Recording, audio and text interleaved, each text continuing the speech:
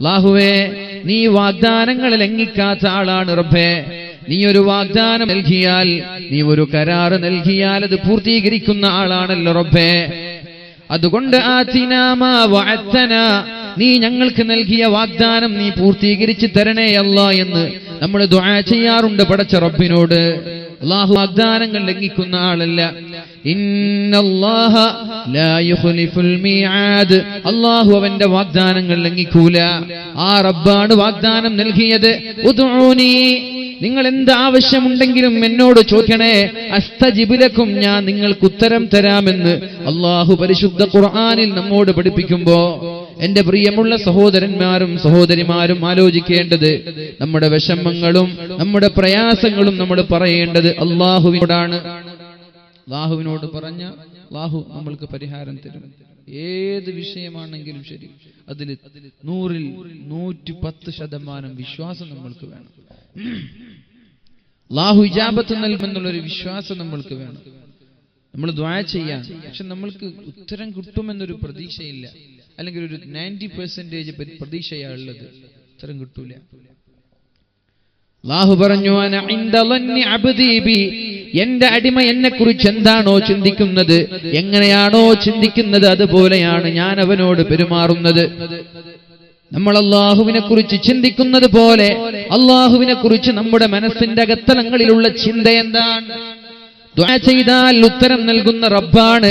ഞാൻ ദുആ ചെയ്താൽ അല്ലാഹു ഉത്തരം നൽകുമെന്നുള്ള വിശ്വാസം നമ്മൾക്കുണ്ടെങ്കിൽ അല്ലാഹു നമ്മൾക്ക് ഉത്തരം നൽകുക തന്നെ ചെയ്യും.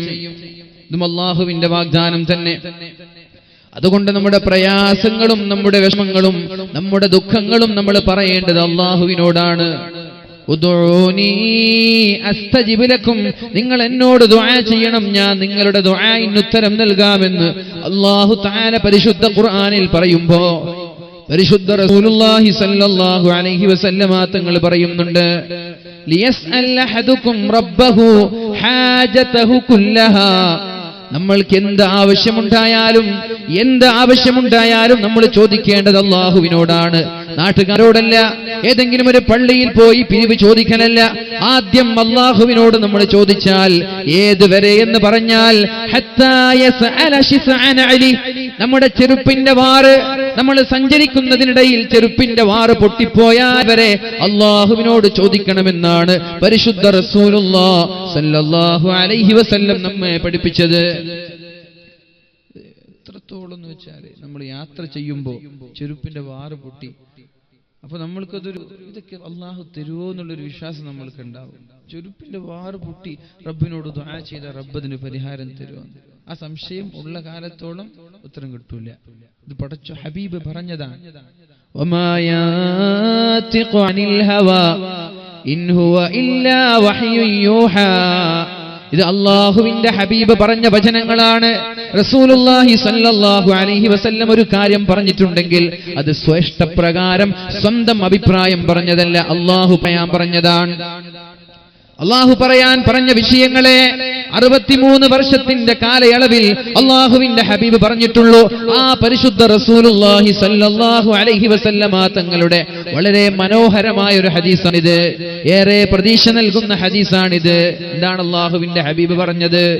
ലിയസ്അൽ അഹദുക്കും റബ്ബഹു ഹാജതഹു കുല്ലഹാ, നിങ്ങളുടെ ജീവിതത്തിലുള്ള സകലമായ ആവശ്യങ്ങളും നിങ്ങൾ പറയേണ്ടത് സർവശക്തനായ ജഗന്നിയന്താവായ അല്ലാഹുവിനോടാണ്.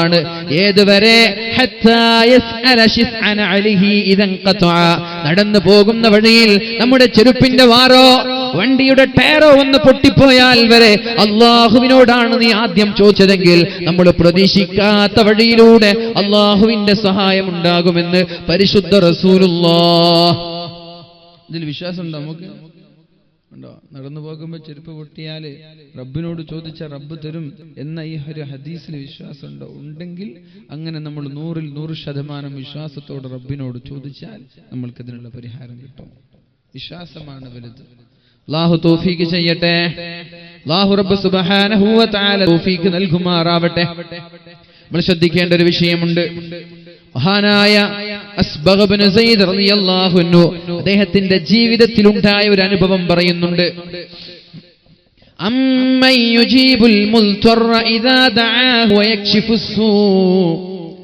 ഒരു മുഅ്മിനിനോ ഒരാൾക്കോ പ്രയാസമുണ്ടായാൽ അമ്മൻ യുജീബുൽ മുൽത്തറ ഇദാ ദഅാ, എന്ത് ആവശ്യമുണ്ടായാലും റബ്ബിനോട് ചോദിക്കുന്ന പ്രയാസങ്ങളിൽ അകപ്പെട്ട ഒരാൾ, അവയാൾ അല്ലാഹുവിനോട് ചോദിച്ചാൽ അവന് അല്ലാഹുവല്ലാതെ പിന്നെ ആരാണ് ഉത്തരം നൽകുക? പ്രതിസന്ധി ഘട്ടങ്ങളിൽ പ്രയാസങ്ങൾ അനുഭവിക്കുന്ന സമയത്ത് ഒരു മുഅ്മിൻ, ഒരു അടിമ അല്ലാഹുവിനോട് ചോദിച്ചാൽ അല്ലാഹുവല്ലാതെ പിന്നെ ആരാണ് അയാൾക്ക് ഉത്തരം നൽകുക? മഹാനായ സമസ്ത കേരള ജംഇയ്യത്തുൽ ഉലമയ്ക്ക് വളരെ കരുത്തുറ്റ നേതൃത്വം നൽകിയിരുന്ന കോയക്കുട്ടി ഉസ്താദ് അദ്ദേഹത്തിന്റെ ജീവിതത്തിൽ ഒരു അനുഭവം അദ്ദേഹം പറഞ്ഞിട്ടുണ്ട്. അദ്ദേഹത്തിന്റെ ജീവിതത്തിലുണ്ടായ ഒരു അനുഭവം അദ്ദേഹം അഭിമുഖത്തിലൂടെ പറഞ്ഞത് ഞാൻ ഓർത്തുപോവുകയാണ്. മഹാനായ കോയക്കുട്ടി ഉസ്താദ് പറയുന്നു, ഒരു മദ്രസയുടെ ഉദ്ഘാടനത്തിന് വേണ്ടി ഞാനും കുറച്ചാളുകളും ഒരു ബോട്ടിലൂടെ, ഒരു തുണയിലൂടെ, വെള്ളത്തിലൂടെ യാത്ര ചെയ്തു കൊണ്ടിരിക്കുമ്പോഴാണ് അപ്രതീക്ഷിതമായ ഒരു കാറ്റ് വരികയും നമ്മൾ സഞ്ചരിച്ചിരുന്ന നമ്മുടെ ബോട്ടിനെ നേരെ കടലിന്റെ ആഴിയിലേക്ക് കൊണ്ടുപോകുന്നത്, കടലിന്റെ ചുഴിയിലേക്ക് കൊണ്ടുപോകുന്നത്, തിരമാലകൾ അടിച്ചു വീശുന്ന കടലിലേക്ക് കൊണ്ടുപോകുന്നത്. എല്ലാവരും വെപ്രാളപ്പെട്ട് വേദനയോടെ ഇരിക്കുമ്പോഴാണ് മഹാനായ കോയക്കുട്ടി ഉസ്താദ് അല്ലാഹുവിനോട് ദുആ ചെയ്തത്. യാ മുഗീസു അഗിസ്നി, യാ മുഗീസു അഗിസ്നാ, യാ മുഗീസു അഗിസ്നാ, അല്ലാഹുവേ എന്നെ സഹായിക്കണേ അല്ലാഹ്, പ്രയാസങ്ങൾ അനുഭവിക്കുന്ന ഞങ്ങൾക്കൊരു പരിഹാരം തരണേ അല്ലാഹ്. അദ്ദേഹവും അദ്ദേഹത്തിന്റെ കൂടെയുള്ള ആളുകളും സഞ്ചരിച്ചു കൊണ്ടിരിക്കുന്ന ഒരു ബോട്ട് കടലിലേക്ക് വളരെ വേഗത്തിൽ കാറ്റ് കൊണ്ടുപോയി മരണം മുന്നിൽ കണ്ടുകൊണ്ടിരിക്കുന്ന ഒരു സമയമാണ്.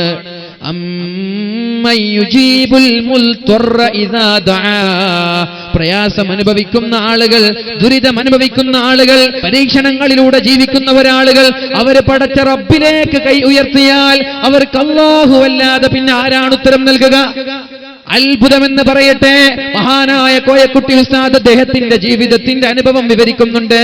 അത്ഭുതമെന്ന് പറയട്ടെ, കടലിന്റെ തീരത്തേക്ക് കൊണ്ടുപോയ നമ്മുടെ ഈ ബോട്ടിനെ അത്ഭുതമെന്ന് പറയട്ടെ, ഒരു കാറ്റ് കടന്നു വരികയും മറുകരയിലേക്ക് കൊണ്ടുപോവുകയും ചെയ്തു എന്ന് അദ്ദേഹം ഉദ്ധരിക്കുമ്പോ,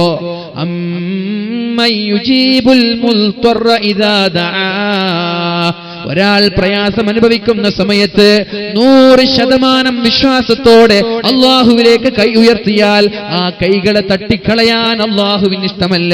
അള്ളാഹുവിന് നാണമാണത്. ആലോചിക്കണം നമ്മൾ. മഹാനായ അസ്ബഗ് ഇബ്നു സയ്യിദ് റളിയല്ലാഹു അൻഹു പറയുന്നുണ്ട്, മകസ്തു അന വമൻ ഇൻദി സലാസ, ഞാനും എന്റെ കൂടെയുള്ള ആളുകളും 3 ദിവസം ഭക്ഷണമില്ലാതെ വെള്ളമില്ലാതെ കഷ്ടപ്പെടുന്ന ഒരു ദിവസം. 3 ദിവസമായി പട്ടിണിയാണ്, വീട്ടിൽ ഭക്ഷണമില്ല, വീട്ടിൽ വെള്ളമില്ല.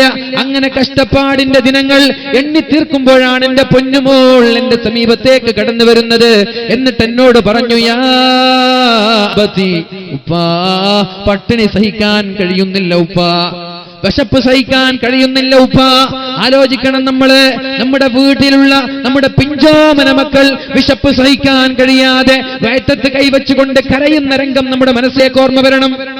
മഹാനായ അസ്ബഗ് ഇബ്നു സയ്യിദ് റളിയല്ലാഹു അൻഹു പറയുകയാണ്, 3 ദിവസമായി വെള്ളമില്ലാതെ ഭക്ഷണമില്ലാതെ കഷ്ടപ്പാടിന്റെയും ദാരിദ്ര്യത്തിന്റെയും ദിവസങ്ങൾ എണ്ണി തീർക്കുന്നതിനിടയിൽ എന്റെ പൊന്നുമോൾ എന്റെ സമീപത്തേക്ക് കടന്നു വന്നിട്ട് പറഞ്ഞു, ഉപ്പാ വിശക്കുന്നു ഉപ്പാ, ഒരു പരിഹാരം വേണം. എന്റെ വീട്ടിലൊന്നുമില്ല, അവിടെ നൽകാൻ വെള്ളമില്ല, ഭക്ഷണമില്ല, ഒന്നുമില്ല നൽകാൻ. അങ്ങനെ ഇരിക്കുമ്പോഴാണ് ഞാൻ അല്ലാഹുവിനെ കുറിച്ച് ആലോചിക്കുന്നത്. ദുആഇന്റെ മഹത്വമാണ് എനിക്ക് നിങ്ങളോട് പറയിക്കാനുള്ളത്. നിരാശരാവാൻ പാടില്ല. ലാ തഖ്നതു മിർ റഹ്മത്തില്ലാഹ്, അല്ലാഹുവിന്റെ റഹ്മത്തിൽ നിന്ന് നിരാശരാവാൻ പാടില്ല. ഒരു സമയത്തും നിരാശാവരുത്.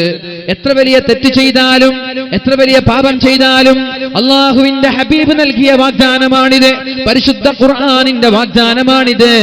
ഖുൽ യാ ഇബാദിയല്ലദീന അസ്റഫൂ അലാ അൻഫുസിഹിം ലാ തഖ്നതു മിർ റഹ്മത്തില്ലാഹ്. നിങ്ങൾ നിങ്ങളുടെ ജീവിതത്തിൽ തെറ്റുകളോ തിന്മകളോ ചെയ്താൽ അതിന്റെ പേരിൽ നിങ്ങൾ നിരാശരായിരിക്കാൻ പാടില്ല. ലാ തഖ്നതു മിർ റഹ്മത്തില്ലാ, നിങ്ങൾ അല്ലാഹുവിന്റെ റഹ്മത്തിൽ നിന്ന് നിരാശരാവേണ്ട. കാരണം റബ്ബിലേക്കൊന്ന് ചോദിച്ചാൽ മതി, അല്ലാഹുവിലേക്ക് കൈ ഉയർത്തിയാൽ മതി. ഇന്നല്ലാഹ യഗ്ഫിറുദ് ദുനൂബ ജമീഅ വമൻ യഗ്ഫിറുദ് ദുനൂബ ഇല്ലല്ലാഹ്, അല്ലാഹുവല്ലാതെ പിന്നെ ആരാണ് പാപം പൊറുത്തു തരുന്നത്? സർവശക്തനായ അല്ലാഹുവല്ലാതെ പിന്നെ ആരാണ് നിങ്ങളുടെ പാപം പൊറുത്തു തരുന്നത്? അതുകൊണ്ട് തിന്മയുടെയോ പാപത്തിന്റെയോ ഭാരമോ അതിന്റെ വലുപ്പമോ ഓർത്ത് നിരാശനാവല്ല, നിങ്ങൾ അല്ലാഹുവിലേക്ക് കൈ ഉയർത്തിയാൽ മതി. അതുപോലെ മഹാനായ അസ്ബഗ് ഇബ്നു സയ്യിദ് റളിയല്ലാഹു അൻഹു ഉടനെ അല്ലാഹുവിനെ കുറിച്ച് ആലോചിക്കുകയാണ്. ഭക്ഷണം കഴിക്കാനൊന്നുമില്ല, വളരെ പ്രയാസമുള്ള സമയത്ത്, ഒന്നും പ്രതീക്ഷയില്ലാത്ത സമയത്ത് അല്ലാഹുവിലേക്ക് കൈ ഉയർത്തുകയാണ്. അദ്ദേഹം നേരെ വുളൂ ചെയ്യാൻ വേണ്ടി വുളൂ എടുക്കുന്ന സ്ഥലത്തേക്ക് ചെല്ലുകയും വസല്ലൈതു റകഅതൈൻ, 2 റകഅത്ത് ഞാൻ നിസ്കരിക്കുകയും ചെയ്തു. നാളെ എന്താണ് നിങ്ങൾ ഒരു മോണിറ്റർ മുമ്പിൽ ഇങ്ങനെ വെക്കണേ, നാളെ ഒരു മോണിറ്റർ മുമ്പിൽ വസല്ലൈതു റകഅതൈൻ, 2 റകഅത്ത് ഞാൻ നിസ്കരിച്ചു, ഞാൻ വുളൂ ചെയ്തു. അങ്ങനെ നിസ്കാരം കഴിഞ്ഞ ഉടനെ എന്റെ മനസ്സിലേക്കൊരു പ്രാർത്ഥന ഓടി വരികയാണ്.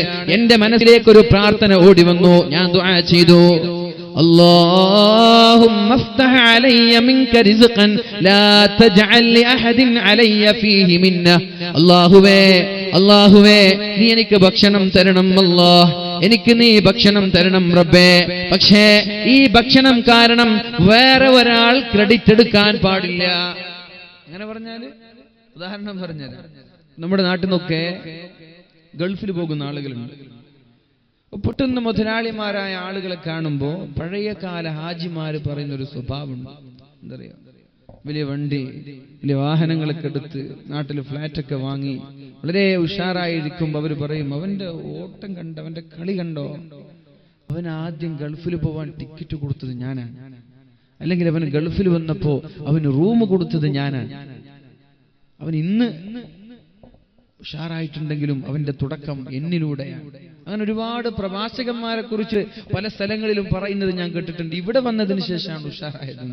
എല്ലാവരും ക്രെഡിറ്റ് എടുക്കും, എന്തെങ്കിലും ഒരു അവസരം കിട്ടിയാൽ ക്രെഡിറ്റ് എടുക്കുന്നത്. ചില ആളുകളെ കുറിച്ച് ഞാൻ പറയും, ഒരേ ആളെ കുറിച്ച് തന്നെ എനിക്ക് ഏകദേശം 50ഓളം സ്ഥലങ്ങളിൽ പറയുന്നത് കേട്ടിട്ടുണ്ട്, ഇവിടെ വന്നതിന് ശേഷമാണ് ഉഷാറായത്. അപ്പൊ ആളുകൾ ക്രെഡിറ്റ് എടുക്കാൻ വേണ്ടി കാത്തിരിക്കാൻ. അല്ലാഹു എനിക്ക് ഭക്ഷണം വേണം, പക്ഷെ ഒരാളും അതിന്റെ പേരിൽ ക്രെഡിറ്റ് എടുക്കാൻ പാടില്ല. ഞാനാണ് കൊടുത്തത്, അല്ലെങ്കിൽ ഗുണം പറയുന്ന ഒരു രീതിയിലുള്ള ഭക്ഷണം എനിക്ക് വേണ്ട. അത് മാത്രമാണോ? അത് മാത്രമല്ല, ഈ ഒരു ഭക്ഷണം കാരണം അല്ലാഹുവേ നീ നാളെ എനിക്ക് ലഭിക്കാൻ പോകുന്ന ആഖിറത്തിലെ ഭക്ഷണം തടയാനും പാടില്ല, അവിടെയും ലഭിക്കണം എനിക്ക്. അങ്ങനൊരു ദുആ മഹാനായ അസ്ബഗ് ഇബ്നു സയ്യിദ് റളിയല്ലാഹു അൻഹു ദുആ ചെയ്തപ്പോൾ, എന്നിട്ട് അദ്ദേഹത്തിന്റെ പള്ളിയിൽ നിന്ന് വീട്ടിലേക്ക് തിരിച്ചു വരികയാണ്. വുളൂ ചെയ്യുകയും 2 റകഅത്ത് നിസ്കരിക്കുകയും സർവശക്തനായ റബ്ബിനോട് ദുആ ചെയ്തു, അല്ലാഹുവേ എനിക്ക് ഭക്ഷണം തരണം അല്ലാഹ്, എന്റെ കുടുംബം പട്ടിണിയാണ്, എന്റെ മകള് പട്ടിണിയാണ്, എനിക്ക് ഭക്ഷണം തരണമെന്ന് പറഞ്ഞു. പള്ളിയിൽ നിന്ന് വീട്ടിലേക്ക് വരുമ്പോഴാണ് എന്റെ പൊന്നുമോൾ, എന്റെ വലിയ മകൾ എന്റെ സമീപത്തേക്ക് കടന്നു വന്നിട്ട് പറഞ്ഞത്, യാ അബീ, ഉപ്പാ, ഒരാള് വീട്ടിലേക്ക് വന്നിട്ടുണ്ട്, ഒരാള് വീട്ടിലേക്ക് വന്നിട്ടുണ്ട്. യഖൂലു ഇന്നഹു അമ്മീ, യഖൂലു ഇന്നഹു അമ്മീ, നിങ്ങളുടെ സഹോദരനാണെന്ന് പറഞ്ഞിട്ടാണ് വീട്ടിലേക്ക് വന്നത്, നിങ്ങളുടെ സഹോദരനാണെന്ന് പറഞ്ഞിട്ടാണ് വീട്ടിലേക്ക് വന്നത്. അങ്ങനെ ഒരാൾ വീട്ടിലേക്ക് വരികയും അയാളുടെ കയ്യിലൊരു സഞ്ചിയുണ്ട്, ആ സഞ്ചിയിൽ ഒരുപാട് ദിർഹമുകൾ, ഒരുപാട് വീട്ടിന്റെ ഭക്ഷണത്തിന്റെ ആവശ്യമായ കാര്യങ്ങൾ, കറി വെക്കാനും ഭക്ഷണം ഉണ്ടാക്കാനും പാചകം ചെയ്യാനുമുള്ള ധാന്യമണികൾ, ഇങ്ങനെ വീട്ടിലേക്ക് ആവശ്യമായ വലിയൊരു സഞ്ചിയുമായി ഒരു സഹോദരൻ വന്നു. എന്നിട്ട് എന്നോട് പറഞ്ഞു, ഇഖ്റഊ അഖി സലാം, എന്റെ ജ്യേഷ്ഠൻ വന്നാൽ ജ്യേഷ്ഠനോട് സലാം പറയണേ, എന്റെ സലാം പറയണം എന്ന് പറഞ്ഞു. അതുമാത്രമല്ല, നിങ്ങൾക്ക് എന്തെങ്കിലും ഒരു പ്രയാസമുണ്ടായാൽ, ഇദഹ്തജ്ത ഇലാ ഷൈഇൻ, എന്തെങ്കിലും ഒരു ആവശ്യം ജീവിതത്തിൽ ഉണ്ടായാൽ, ഫദ്ഉ ബിഹാദ ദുആ, ഇന്ന് നിങ്ങളുടെ പിതാവ് പള്ളിയിൽ വെച്ച് ചെയ്ത ദുആ തന്നെ ആവർത്തിക്കട്ടെ എന്ന് പറഞ്ഞുകൊണ്ട് അയാൾ തിരിച്ചുപോയി എന്ന് വീട്ടിലേക്ക് വന്ന പിതാവിനോട് പറഞ്ഞപ്പോ മഹാനായ അസ്ബഗ് ഇബ്നു സയ്യിദ് റളിയല്ലാഹു അൻഹു പറഞ്ഞു, വല്ലാഹി മാ കാന ലി അഖുൻ ഖത്തു, എനിക്കങ്ങനെ ഒരു സഹോദരൻ ഇല്ലേ ഇല്ല, അങ്ങനെ ഒരു സഹോദരൻ എനിക്കില്ല. സഹോദരൻ ഉണ്ടെങ്കിലല്ലേ എന്റെ സഹോദരൻ എന്ന് പറയും, എനിക്കങ്ങനെ ഒരു സഹോദരനില്ല. അദ്ദേഹം പറയാണ്, വല്ലാഹി മാ കാന ലി അഖുൻ ഖത്തു, എനിക്കങ്ങനെ ഒരു സഹോദരനില്ല. വലാ അഅരിഫു മൻ കാന ഹാദൽ ഖായിൽ, ഇത് ആരാണ് പറഞ്ഞതെന്നും എനിക്കറിയില്ല, ആരാണ് വന്നതെന്നറിയില്ല, ആരാണ് പറഞ്ഞതെന്നറിയില്ല, ആരാണ് വീട്ടിലേക്ക് ദിർഹമുകൾ ഭക്ഷണത്തിന്റെ പദാർത്ഥങ്ങളുമായി കടന്നു വന്നതെന്ന് എനിക്കറിയില്ല.